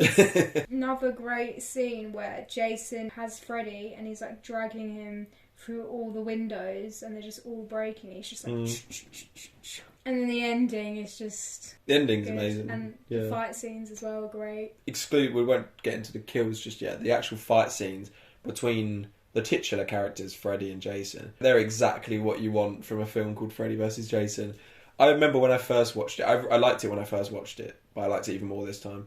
But I remember going into it and I was like, it's just going to be Alien vs. Predator, let's take that. Absolute shit. The fight at the end between them two is just like just a couple people punching each other and then they throw each other at a wall or whatever. In this, they just go all out. They do everything you could want. Jason's in his dream in the first fight, so Freddy makes him look like a little bitch and is chucking it. Like, he's literally playing pinball with him. It has sound effects, the pinball sound effects, so it's like do-do-do-do. And he's slamming him against all the, like, walls and stuff. And it's after Jason chops off his arms and he's like, ouch. But he just shows how powerful he is. He doesn't need arms. He just flicks him with his head and just moves him around, throws him into his own machete. But Jason can take it all because he's a tough old boy. What I'm going to try and avoid is talking too much about Jason, because at some point we'll do a Flickoween Friday the 13th ranking where we'll talk about this film again but focus more on Jason. I'll talk more about Freddy, but Freddy is great in this film in the fight scenes. Yeah, they also bring him in the real world in this film, but it works a lot better than the other films because it's not just a repeat, because they don't just have him fighting humans, they have him fighting Jason. It's really well choreographed. It's brutal as well. Like, they will stab each other so many times. Freddy will have his claws in Jason, then Jason will just stab him with a machete. It's so good. I really thought Jason would just be so much more powerful than Freddy. Well, outside the dreams. Yeah, he's very tough, but in the dreams, Freddy wins. Like, he was destroying him. With the story of the film, it's a little bit convoluted, but it never gets too much, because there's so much going on. We've got the Freddy vs. Jason stuff, then we've got the human stuff as well, and they have their own plot. It's not just like, oh, we've got to fight Freddy and Jason, we've got to make sure they kill each other or whatever. There's history to it. The whole town has made everyone forget about Freddy as a way to kill him off. So, I don't know, at some point in between Freddy's Dead and this one, if Freddy's Dead's even canon, I should mention that, because at the beginning they show flashbacks to all of the films while Freddy's narrating, and they show everything except for Freddy's Dead. They even show the second film. So I think they're just scrapping Freddy's Dead from canon. So let's say after Dream Child, which would have been the last one, the people of Springwood and Elm Street got rid of all knowledge of Freddy, and anyone that had dreams or encountered Freddy, they'd chucked in a hospital. And 2 people that were there, they heard that Freddy has returned because he used Jason. It does sound confusing when I'm explaining it, but it works. He uses Jason, but he disguises as his mum because Jason's dead. Freddy disguises as Jason's mum and convinces Jason to get back up there and start killing. So Jason gets out from hell, starts killing people again in that town. So everyone assumes it's Freddy because it's in Springwood again. And people are starting to talk about him more. So Freddy's gaining his powers as they talk about him. And it's a really cool premise. But then while that's going on, the people in hospital hear about it and they break out. And then there's the whole thing where the main character's ex-boyfriend was a guy in hospital. And he went to hospital because he saw her dad kill his mum. Or so he thought. Yeah. And it's just so much going on. But it's like, it's really Freddy's interesting. annoyed because Jason's stealing all his kills. Yeah. So that's why they start fighting. Yeah, it's really like well structured. Let's take like the new Godzilla, for example, the 2014 one. A lot of people complained about that because it was so focused on the humans and then we hardly got to see any Godzilla destroying cities or whatever. But in this one, it focuses on the humans, gives them a story, and focuses so much on Freddy and Jason, gets some really good fight scenes out of them. And it's only an hour and 37, something like that. And it's so compact, it's so tight, it's really good. Just the ending. Whoa. Wasn't sure Freddy stabs Jason's eyes with his knives. Oh yeah, he does, doesn't And he? then Jason punches Freddy's chest, like right in the middle. I don't know if he's trying to like grab his heart. And then the thing blows up because the humans like make it blow up and they end up falling into the lake. And then you just see like a knife thing, whatever Jason's weapon is, Yeah, and we hear just come stomping. out and stomping over to the humans and you're like, oh, Jason's alive. But then it cuts and it's Freddy and he's just got Jason's weapon. But then out comes Jason from the river, and he's got Freddy's knife hand, and he shoves it through his chest and kills Freddy with his own fingers. And then the humans behead Freddy. After Freddy dies, he kind of starts drowning Jason. He just slowly sinks to the bottom, just like how he did as a kid. And then he comes out, Jason, and he's got the bareheaded Freddy's head. And then Freddy's it dead. just cuts to Freddy winking, and that is the end. And that is great. See, that, I think, is my only issue with the film. My only real issue. What, the wink? No, just that whole last shot of Jason coming out, because we presume Jason died as well, because he sank to the bottom. But they did expect a sequel, but for some reason that never happened, which I'm really sad about, because it would have been great. It would have been really good to have a sequel to that if it was like the same director. But without the sequel, it would have been the most satisfying end to both characters. Yeah. If they both died like that, because it is the last film in both franchises outside of remakes and reboots, so their characters could have finally died there and finally been put to rest, and then it was all over, because pretty much all the humans died in that film as well, except for the main 2. Like, they actually kill off everyone. Some of the kills are so good. People are getting... It would have been good because like throughout the whole filmology franchise, the whole franchise, they're just all trying to kill Freddy, and it'd be great if the only way you could kill Freddy was Jason doing it, and with his own claw thing. Yeah. Like, that's just great. The obviously we mentioned one of the kills, but just, even though they weren't really creative, they were so well executed. People were just getting thrown about. The Kelly Rowland, she shows up and she's trying to taunt Freddy, saying, Jason's got a massive cock, you've got a tiny cock. And then Jason comes up behind her and it doesn't even chop her with it, he just whacks her with the machete and she goes flying and just smacks against the tree and dies. Yeah, and I think at one point Jason also whacks another guy who looks a lot like Miles Teller, and he whacks him against the wall and it gets impaled by like something sticking out the wall. There's lots of great stuff like that. This is just a fun horror film. This is exactly what you want from the title. If you know you won't like a film called Freddy vs. Jason, then you're not going to like it. If you think that title entices you a bit, you're going to love it. And I don't understand how it's not more well received. Is it not? No, it's just treated as a crappy film. No, it's so good. I love the bit when Freddy and Jason are first fighting outside the dream, and they're in that like construction site, and there's those torpedo like things, those gas canisters. And Freddy like cuts them all, and Jason's like dodging them first. Then one hits him, and he like flies back a bit.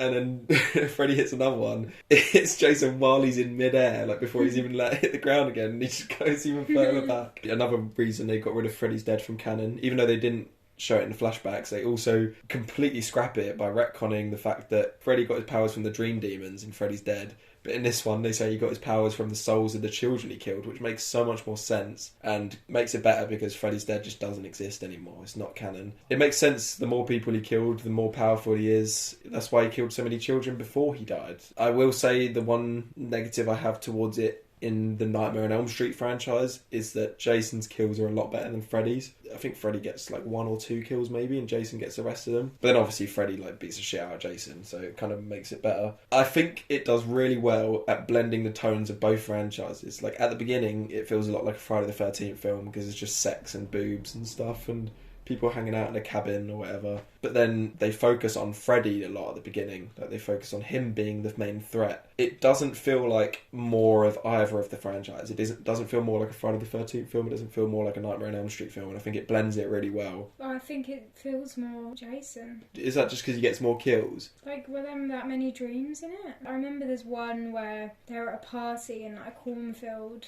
and she has a dream about him, and then Freddy's like got her in like a locker and is about to kill her, and then Freddy has killed her and she disappears. Jason's killed her and she's disappeared.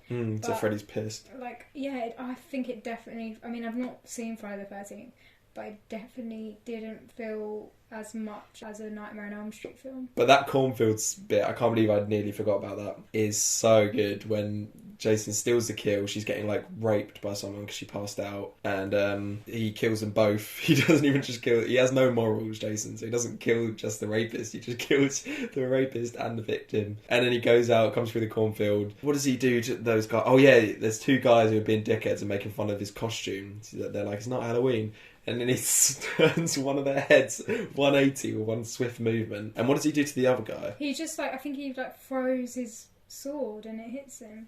Like he's running away. Oh yeah. Back to the party, and then you just see him get like stabbed. And then Jason comes through on fire because the other guy managed to burn him, and he's just slashing everyone. Like it's like the scene in Nightmare on Elm Street 2 where Freddy comes out, he's killing, but like times 1,000. Yeah. I also really like the editing in this movie. I think that is down to it being a Hong Kong director. It's really fast paced and like all over the place, but it works. Like I said, I'd seen all of these before, only once except for the original, but I couldn't remember a lot about most of them. But with Freddy vs Jason, there was so much I remembered about it, and I think that helps it a lot. I remember I loved the film when I watched it, but I didn't remember any of it until like the last scene. Like I didn't remember who killed who or whatever, but I just remember them being on that like board, that plank that goes into the But I'll definitely remember it now. Well, we'll watch it again anyway for the Friday the 13th video whenever we do that. I'm ready for scores. We've talked about this one a lot. Story I gave a 6 out of 10. Ooh, okay. Kills I gave an 8 out of 10. Special effects, I gave a 7 out of 10. Oh, okay. I thought you were going to leave it low because of the caterpillar. I know when something's bad, it sticks in her mind a lot, so I thought she'd be like 4 out of 10 just because of the caterpillar. But fair Freddy, enough. I gave an 8 out of 10. Okay, that's lower than I thought, but we both put it at number 3, so it doesn't matter. And then overall, I gave it a 7 out of 10. Nice. I've given this story for this film a 7 out of 10 because it could be a little convoluted at times. Kills, I've given a 9 out of 10. The execution was perfect on them. It's not a 10 though because they weren't as creative as films like Dream Master and Dream Warriors. Special effects, I've given an 8 out of 10 because practical effects are amazing. Like Freddy's makeup looks so good in this. I forgot to mention that part. This is his best makeup out of all of the films. It looks so creepy, but also similar to the first one in style. And then Freddy, I've given a 10 out of 10. I thought he was so good in this. He was so badass. Yeah, I loved him in this film. So overall, the average is actually an 8.5, which is the same as Dream Master, but I've just put this higher on entertainment value, so it rounds up to a 9 out of 10. So we've got 2 9 out of 10. Alright, on to our top 2. Oh, here we go. I didn't even realise these would be in your top 2. 3, 2, 1. I've got the original Nightmare on Elm Street. I've got the original Nightmare on Elm Street. Come on. No way. Yeah. Do you want a little Johnny Depp as Jack Sparrow? Why did you show it? This is going to be quite... I don't know if it'll be controversial, but maybe shocking to a lot of people that we both had Nightmare on Elm Street as not the top film. Whereas if we were to do any other horror film franchise, I feel like number 1 is going to be the original. And it's funny because I wouldn't have watched this film, not this one, the winner, if it wasn't for this ranking video. Loads of people don't even know this film. know this Yeah. one. Yes, a lot of people know this one. Yeah. The winner. No one knows that film or have watched it. I've actually written no notes for this film because Yeah. I've seen it a bunch of times and it's I wrote great. a little bit, but I wrote scores and stuff. I've literally just written the scores. This film is so iconic and so creative for its time. Even if it came out now, it would still be so creative. If I saw the trailer for this film come out now, I'd be like, wow, that looks so sick, let's go watch that. And for the 80s, to have a character who comes into your dreams and kill you is just so creative. Obviously, we've talked throughout this video, we've talked about that a lot now, so it doesn't really seem as crazy. But this is the first one, and it's just so good. Even if it was just that, it would still be good on its own, but it focuses on having creative kills as well. Let's take Halloween, for example.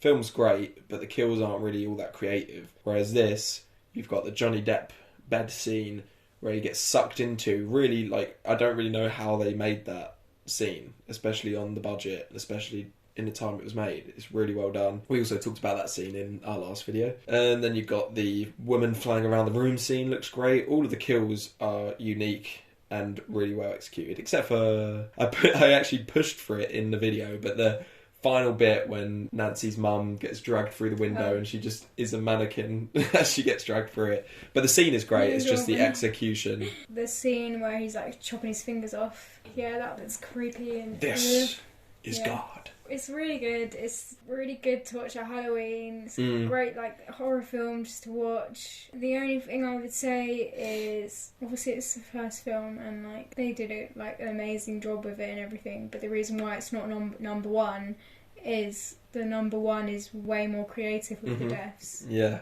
Completely agree. Let's talk about Freddy, because obviously this is the introduction of Freddy. It's the introduction of everything in this franchise, but when Freddy is introduced, it's the scene where he appears to Tina, the character of Tina, and he's got his long arms.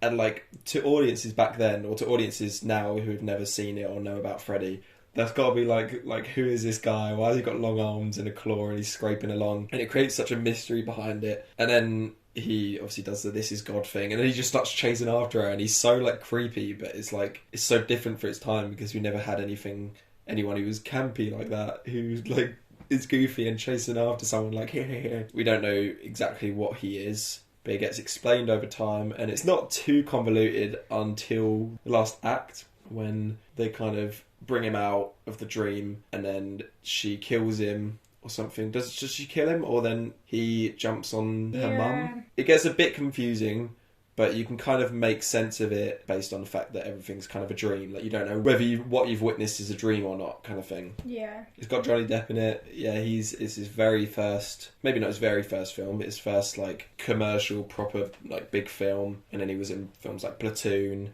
which was meant to be his first film, but this was released first. So then we have the body bag scene, which is really cool. Proper creepy when she walks past a classroom after Nancy falls asleep in class. I will say Heather Langenkamp's acting improves throughout the series. I think in this one she's not that good. You got the Tina's boyfriend, who's like a dickhead at the beginning. He's a typical like jock arsehole boy, but usually in those films they get killed, but in this he gets framed because obviously they don't have anyone else to blame because Freddy doesn't exist in the real world, so they blame it on him, and he goes to prison, and then he gets hung, and they think it's suicide. Like, there's lots of ways to explain usual tropes in these kind of franchises, and then the ending's really creepy. Even though the mannequin thing makes it a bit silly, I love when she leaves and she thinks everything's okay. And she gets in the car, and then you just see the sweater design on the hood of the car. It's just really creepy, and then they're trapped in it, and they're trying to get out, and the mum's just like... I don't really know whose dream that's supposed to be. Yeah, is it supposed to be Nancy's? Because obviously it can't be the mum's, because she's just like blissfully unaware. When I watched it the first time, I thought it was Nancy's, because of the way she's like really shocked. It has to be. But then the mum dies. So, like, why is he killing the mum if it's Nancy's dream? Johnny Depp, her mum, all of her friends are dead at that point. The only one who survived is her dad. Then she pretends Freddy doesn't exist, and then everything's back to normal again. And her mum's alive, and her friends are alive. And her mum acts weird and doesn't see a problem with, them screaming and shouting. So it must be Nancy's dream. because her friends are dead, so it can't be their dream. Like, why would it be Johnny Depp's dream? That'd be a bit random. So then when he kills the mum, who's he doing that for? Is he just doing it for fun? Like, Nancy's already long gone by that point. Maybe it's supposed to suggest that he is like half in the world now and half in dream world because she brought him out. Maybe it's suggesting he can now like do things in the real world as well now and not just dreams. They also do that for the remake. It ends with Freddy going killing her mum, so maybe it's like suggesting that he's got more power now. It's a bit more simple in the remake because the mum doesn't die before that, whereas in the original the mum dies and then she's alive and then she dies again. It's just confusing where she died or not. That's the only thing. The ending is a bit confusing, but if someone can explain it, then I'll be open. I'll be all ears. The only other, it's not really an issue, but it's just so funny. The concept of Freddy, the backstory of Freddy, everyone knows he was a child killer and then some parents got revenge by killing him and now he's coming for their kids. But it's just so funny to think the reason the parents killed him is because he got past the justice system. But no matter how, I know like the justice system is really bad in America, but there is absolutely no chance that someone who's killed loads of children would ever be able to walk free. There's no way. Unless they just didn't have enough evidence. Surely they would. Sure. Yeah, they don't. Luckily, they don't over-explain it, so we don't know. Again, there was murderers that got away with things for ages. Yeah, but they caught him is the thing, and then through court, they just like gave him like a slap on the wrist or something, didn't they? That was their explanation. Yeah, but if you don't have evidence, then they can't prove you guilty. Yeah, I guess that's why it helps that they don't over-explain it. But it's just so funny to think like this guy's just killed a bunch of children, and the judge is like, "Oh, what can we do? Go on, back out there, kill some more children." Scores on the doors. Story. Although I did complain a little bit about the ending, I'm still giving it a 10 out of 10, just because everything else ups it so much. And it's so original and creative. I've got to give it a 10. Kills, I'm giving an 8 because they're really well done, although some are a little bit goofy. But they're really creative, especially for the first film in a franchise. Special effects, I've given a 7 out of 10 because, like I said, some of them are a bit goofy. The mannequin bit at the end, when his arms are long, they look a bit goofy. He's scratching the wall. Like that musical instrument. Oh, accordion? Yeah. I thought you were going to say like those stretching toys, you know, where you stretch your arm. Did you ever have one of those? It's like a Homer Simpson one. It looks a bit like that. And for Freddy, I've given a 10 out of 10 because this is just Freddy. This is the epitome of Freddy. This is what he's supposed to be. He's not corny. He's scary. He has some great lines. And yeah, it's exactly what Freddy is supposed to be. And overall, that averages out to an 8.75, which rounds up to a 9. So, story, I gave a 9 out of 10. Is that good? Yes. I don't think you've even given a 9 out of 10 yet. Deaths, I gave a 7 out of 10. Ooh. I think it's because I was comparing it to my number one. Special effects, I gave a 7 out of 10. And Freddy... Oh God, no, what have you done? I gave a 9 out of 10. Oh, wow. I thought you were going to give him like a 6. Because maybe that's not how I think Freddy should be. That is Freddy. No, because I've had nightmares of Freddy, and in my dreams, Freddy isn't like that. Have you given Freddy a 10 yet? No. We're about to find out. I think the reason why I've given Freddy a 9 out of 10, I'm literally basing it on Freddy as a character, and he's just not that scary to me. So you wouldn't give him a 10 in general just because he's... Oh, that's sad. What's your overall for the film? An 8 out of 10. 8? That's relative to the Nightmare on Elm Street franchise, right? No, it's an 8 out of 10. 8 out of 10. I need a wee. I'm just really shocked. I really thought you would put the original as your number one. I'll be honest, a couple of days ago I did have the original as number one, and then I was just thinking about it and I was like, nah. I really thought I was going to shock you with it, and you were going to be like, what? You're not being the original, it's number one. It does sound like me, to be fair. We both know what it's going to be, so we can say it at the same time. 3, 2, 1. Number one. Warriors. I said this. Wait, do it again because I've written the whole thing. 3, 2, 1. Number one. A Nightmare on Elm Street 3. 3, 2, 1. Number one, A Nightmare on Elm Street 3, The Dream Warriors. This is very surprising to a lot of people, and it's surprising to me that Rachel went for it. It's surprising to you that I went for it. Did you not think I was going to? I did not know. I thought it would be between the original Dream Warriors and Dream Master, and then you put Dream Master at number 5. I was well shocked. Number one. It has got Patricia Arquette in it. That's why she put it in. How many times has she been mentioned in our videos? She's been mentioned at least twice, and it's weird that it's happened twice. I just love that she is in it. I'd seen this before, but when I first watched it, I was really young, and I don't think I even knew who Patricia Arquette was in it, and I know Rachel's a big fan of her. So when we put it on, and we saw her name, we was like, what? No way. And then she's like the very first scene, and like a main character. I've never seen this film before, and I was shocked. Because obviously we did the death scenes video, so when I was shown like the puppet death, skin puppet, I was like, what? What Nightmare on Elm Street is this from? Turns out there's a whole other world of Nightmare on Elm Street that I never knew about. No, a whole other dream world. Yeah, I absolutely love this film. I love the tonal change. Obviously we had two. I mentioned that the second one kind of did well to make it different to the first one, but then this makes it completely different by, it feels like a classic 80s movie that's like The Goonies or something. Like there's a bunch of teens who are kind of misfits, and they come together and they fight Freddy, and it works really, really well with that kind of 80s style to it. It isn't completely horror, like it's like a horror fantasy adventure kind of movie. And the premise of it, is such a great continuation. For those who don't know, the surviving Elm Street kids, the last of the Elm Street kids whose parents murdered Freddy, they have been hospitalised because everyone thinks they're crazy because they keep talking about having dreams about Freddy. So they're all in this hospital where Nancy from the original has joined there as like a doctor or whatever, or a therapist. Yeah, she's come to help them because she understands what's going on. But obviously there's a main doctor woman. It's like Nurse Ratched from So she obviously got the job because she obviously has the qualifications and everything, but she's also acting, normal.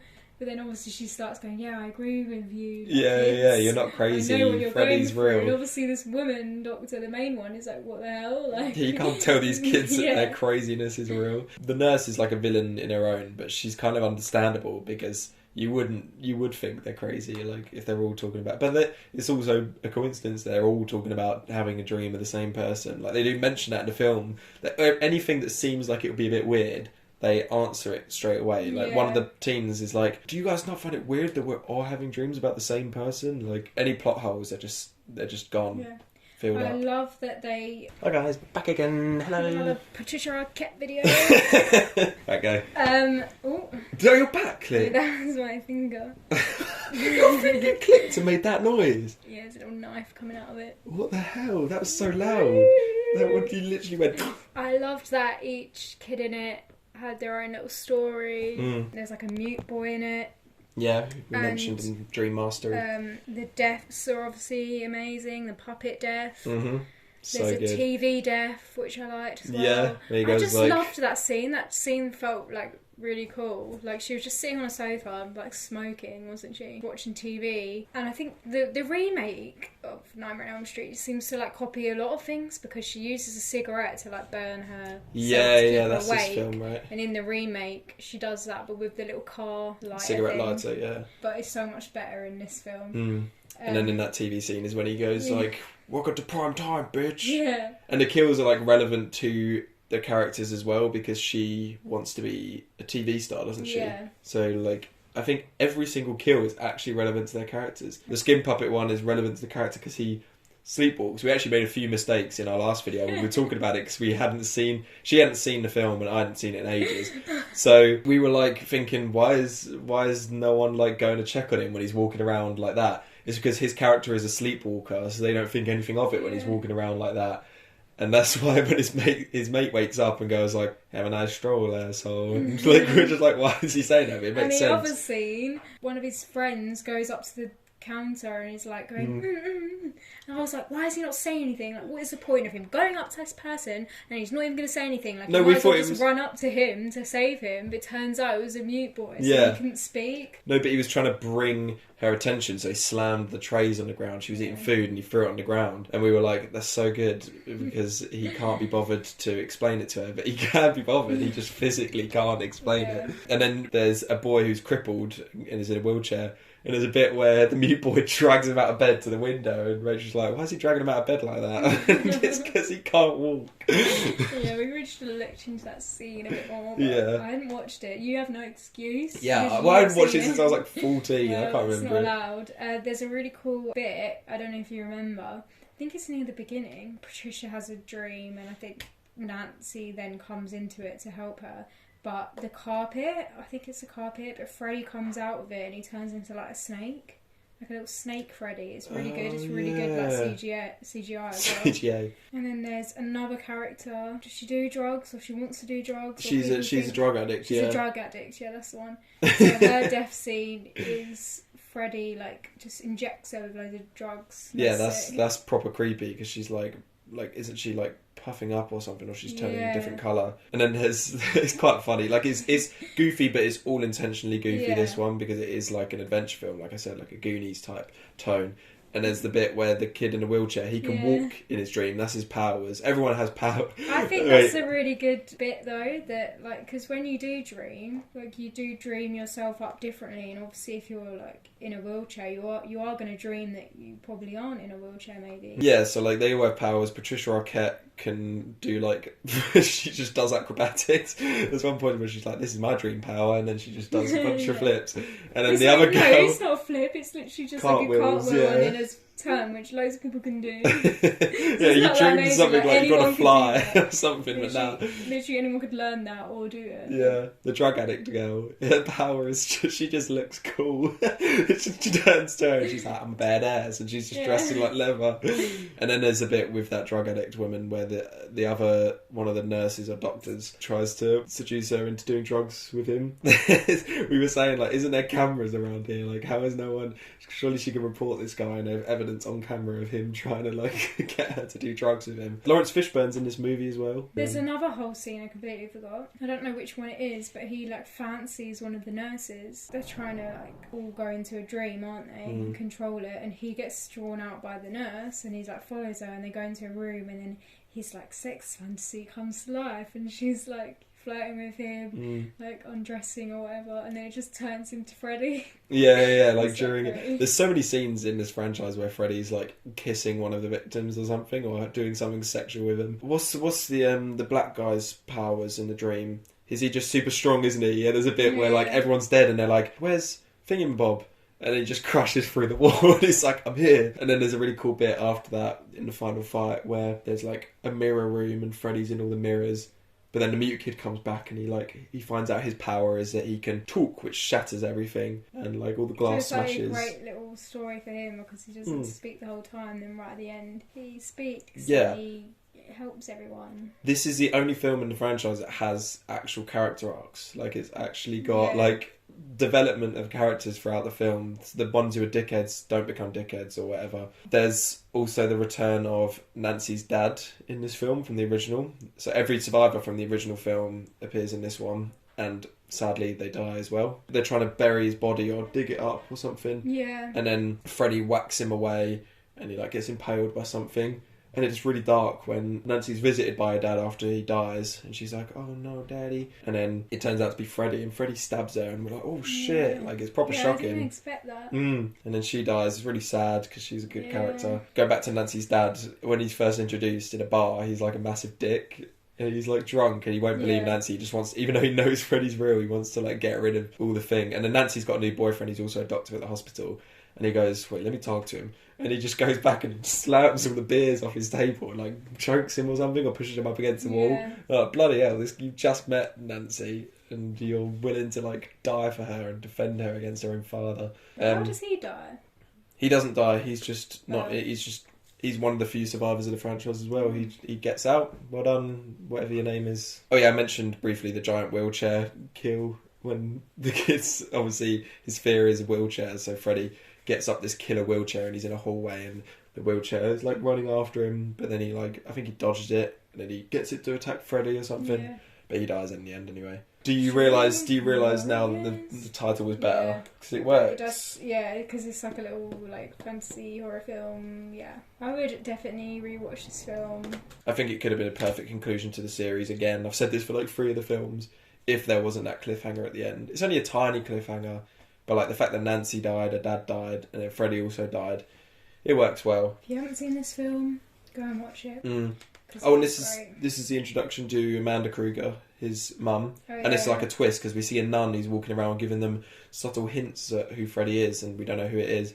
And then at the end, in Nancy's funeral, we see a grave that says Amanda Kruger on it, and then she's brought back, and that storyline's kind of a bit ruined by Dream Child, but it's good in this because it's nice and simple and it's a big twist. On to the scores. Final You're scores. first. The story I gave an 8 out of 10. The deaths I gave a 10 out of 10.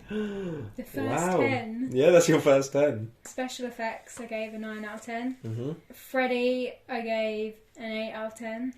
Ooh, harsh. Even an 8's not that harsh. Because the last one I gave a 9. So yeah. The original one. So what's your overall? Overall's an 8 out of 10. Wow. So the overall is actually the same as the original. But I found this one more entertaining and more fun and creative. So the story is a 9 out of 10 for me. Could have upped it to a 10 to be fair, now that I'm thinking about it, because the more we talked about it, I'm changing it. The story is a 10 out of 10 for me. I don't know why, there's no issues with it. Kills are a 9 out of 10 for me. It just doesn't reach the peak of Dream Master for me. Special effects are a 9 out of 10 for me. Again, they're amazing, but they just don't reach the peach. They don't reach the peach. And then for Freddy, I've gone 9 out of 10 because he's also really, really great in this, and he has a lot of classic lines, and he's classic Freddy, like he is in the original and the other Dream trilogy films, which averages out to a 9.25, which rounds down to a 9. The fourth 9, but it's a higher 9. So that's it. That's the end of our ranking. That's the end of our ranking. So the franchise as a whole, I love this franchise. There's some big duds, but it's got more good than bad, and that is very hard to say about a lot of other horror film franchises. I recommend watching the top 6. I recommend just watching the first 5, maybe New Nightmare if you want to try something different, then just watch all of them except for the remake and Freddy's Dead, basically. Yeah. Yeah. You can skip number 2 if you want to, but I think some people like it. I think it's okay. No, I don't like to. Okay, so maybe skip 2, skip Freddy's Dead. I meant the first 6 of our ranking, by the way, not the first 6 films. Yeah, I know, yeah. Okay. But that would be a weird order to watch them in. Watch Dream Warriors, then watch the original. So, don't have to average it, but what's your overall score for the franchise? I say I'll average a mine 7, because there's more good than bad. And there's like really, really good horror elements. Give me your phone. And just from the winner being Dream Warriors. Yeah, the fact that it's a third in the franchise shows that it's a good franchise. There's only a couple that are bad. Overall is a 7 out of 10. I don't know if that would be my average. If I did it on a calculator, probably not, but... You haven't done anything on a calculator. It'd probably be a 6, I reckon, if I did it on the calculator, but I don't need calculators. I'm going from my heart, and my heart says 7. It can't be right. Mine averages out... No, that's not right at all. Mine says mine averages out to a 9. That's not possible. That's why you should listen to your heart. Wait. Ignore that. Calculator's all wrong. Let me do it again. I've obviously had it out wrong. So mine apparently averages out... I'm not going to base it off my average because mine averages out to a 6. So this is not a 6. I told you. This is an 8 out of 10 for me. It's because the bad are like bad. Yeah, because I gave... Instead like a 3 or a 2 out of 10. Yeah, I gave 2, 3, 4, 5, 7, 9, 9, 9, 9. But you'd think that would... I don't know, you'd think that would be more than a 6, but who knows? Calculators are always right. Always listen to calculators. No, don't. Highly recommend this franchise. Please, if you're going to watch any... watch the original and watch Dream Warriors. I'd say watch the original and watch the Dream trilogy. But they might not have that much time on their hands. If they're watching this video, they've got a lot of time on their hands. Shout out to Scott, the movie critic. We would have been on his live stream probably before this is uploaded. Anyone else who's watching this, give us recommendations for what we should watch next year. Next franchise, the next horror franchise. We won't just be doing like one-off film reviews. We're going to do like franchise rankings for Halloween. Yeah. Thanks for watching. Please like and subscribe. Go watch our previous videos if you like this one. Thanks for supporting us so far, and thank you to everyone on Instagram as well. Yeah, if you come from Instagram. I think a lot of people have, to be fair. We'll see you. Stay tuned for our next video. Yeah, we're not 100% sure what it is going to be. It's between 2, but you'll see. Happy Flickoween, everybody. Ooh. We need to do a thumbnail. You do it? Wait, see you pose like that and I'm just here with the mic. Freddy's there! He's right over there! I'm copying you.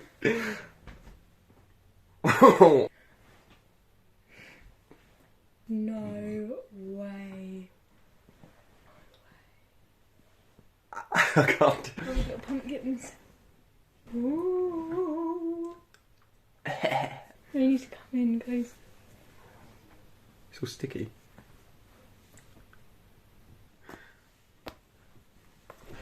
Ready? 3, 2, 1.